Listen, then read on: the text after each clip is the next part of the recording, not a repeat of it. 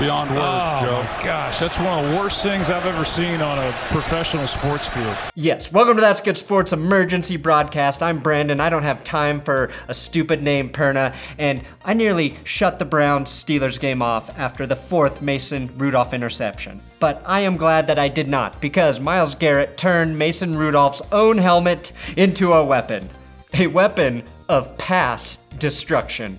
Honestly, if you throw 4 interceptions in a game against the Browns defense, you sort of deserve to have someone take a swing at your head. That is the craziest fight on a football field in 2019, maybe ever. It's a tale as old as time. The thing that protects your noggin instantly turned into a weapon to try and destroy it. It's like when Viagra was invented. They were trying to create a medication for hypertension and angina. Instead, they created a weapon for old men to still fornicate a vagina. Now, Myles Garrett ripped Mason Rudolph's helmet right off his head, and then he hit him in the head with it. Garrett was having a standout year, 29 tackles, 10 sacks, 2 forced fumbles, and now 1 attempted murder. Have you seen Myles Garrett's arms? He doesn't need a helmet in his hand to kill a man with blunt force trauma. Thank God we had Steve Smith after the game to explain to us what days of the week that this is not acceptable. You can't do that. That has no place. Thursday night, Sunday night, Monday night. Thank God we had Steve Smith to tell us this isn't okay, even if you talk shit about a player's mama. There's just no way to justify anything that we just saw. He could have talked about your mama. Even if he called that player's mama fat, Steve? Even if he called her fat. Okay.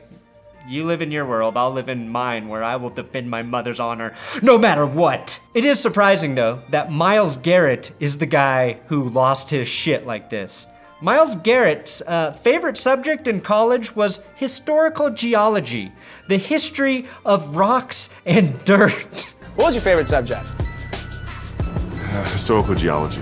Wait, no, I see what he did there. He just wanted to know, without a doubt, which rocks are best to bludgeon people to death with. His favorite hobby? Reading poetry. So you also write poetry? Yeah. What do you typically write about when you're writing poetry? It's whatever I'm feeling. Love, pain, football. Myles Garrett's favorite poem is The Telltale Heart by Edgar Allan Poe. He likes the part where the crazy guy killed someone and put that guy's heart under the floorboards. He said he always imagined, symbolically, it was not a beating heart in the floorboards that drove the man crazy, but Mason Rudolph's big, giant, stupid Freddie Mercury, Tom Cruise mashup-looking head. That's what drove the man insane. And after the game, Mason Rudolph said he was fine. That's the good news, he was fine. I don't know what the rules are, I don't know, but I know it's Bush League, I know he's, total coward move on his part. Wait, maybe Garrett did hurt Rudolph. He doesn't even know what league he plays in. But I know it's Bush League. It's the NFL, not the Bush League. He is dumb. He has lost the privilege to play football for the remainder of the year. I think that's a bit harsh. It's not like he tried to hit a good quarterback in the head with his own helmet. This does make Myles Garrett the Happy Gilmore of the NFL. And I was the only guy to ever take off his skate and try to stab somebody. You're the only player to do that, well, no, you're the only player to do it successfully. Antonio Smith tried to do that to Richie Incognito and got a 3-game suspension. Then the NFL said that they wouldn't have suspended him at all had he actually connected with Richie Incognito, as that would have taken a real big problem off of their hands. Now, Myles Garrett wasn't the only dirty player in this brawl. Mason Rudolph tried to rip his helmet off first. Maurkice Pouncey then was kicking and went after it looked like Chris Smith's knees. I haven't seen so many cheap shots since $2 you call it's at the Reef on Tuesday nights in college, back when I used to get in a brawl or two myself. You know that's not with these arms. Aqib Talib does have to move into second place and hand over the snatching crown to Myles Garrett for snatching Mason Rudolph's helmet. Dirty play by a sorry player. The only way Aqib Talib can get his #1 spot back is if he snatches another chain and then uses that chain to try and choke someone to death. It is never a good sign when you get admonished by Baker Mayfield. That's inexcusable. I don't care, rivalry or not. We can't do that. That's kind of the history of what's been going on here lately, hurting yourself, and that's just endangering the other team. That's inexcusable. He knows that. I hope he does now. It's tough. We'll see. It's bad. We need everybody to make this run. This is, as I'm seeing it now, it's really bad. I'm not sure what's worse for Myles. Baker appearing to be the more mature one, or James Harrison saying you should be in jail. James Harrison, with Brian Baumgartner, Kevin Malone from The Office seconding that. Myles Garrett does not need to go to jail.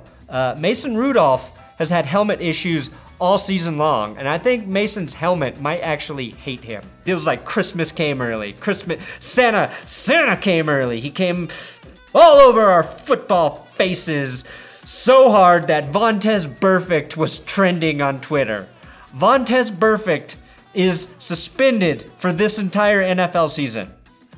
He was not playing in this game, but he was trending because usually when something like this happens, he's involved, but not tonight. The Browns had 3 players ejected from this game, 2 in that fight, and Damarious Randall earlier when he hit Diontae Johnson with a helmet-to-helmet hit. That hit was far scarier as Johnson hobbled off the field with fucking blood coming out of his ear. Mason Rudolph wasn't even bleeding.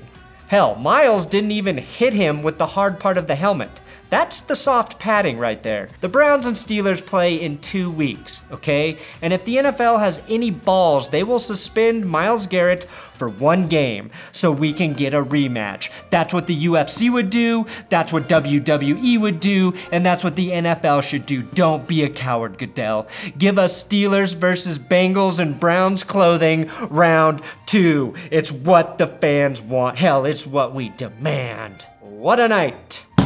Thanks for watching another episode of That's Good Sports. Please subscribe here on YouTube. I'm on Twitter, Instagram, @BrandonPerna. If you want to follow me there, that would be exciting. I cover football all the time here on YouTube. Every day, football videos. If you're new to this channel, fucking subscribe.